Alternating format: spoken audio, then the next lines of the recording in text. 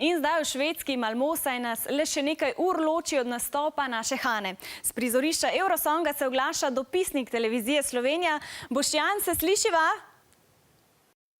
Lepo zdrav, Tina. Ja, slišiva se in to iz tako imenovanega Green Rooma. Torej, to je soba, kjer bodo potem izvajalci, ki bodo nastopili v nocojšnjem polfinalu, nestrpno pričakovali, ali se jim je uspelo uvrstiti tudi v sobotni finale. V dvorano nismo smeli v tem trenutku, to pa zato, ker se je ravno kar končala zadnja generalna vaja in sicer zanimivo generalna vaja za družine, ker pomeni, da so tu danes bili tudi številni otroci, ki so si lahko ogledali, kako bo vse skupaj izgledalo zvečer. Takrat jih ne bo, takrat je treba biti star vsaj 16 let, da lahko vstopiš v dvorano. Sicer pa odlično vzdušje tu, že kar malce nestrpno, tudi v slovenski delegaciji prepričani so, da se bodo uvrstili v finale.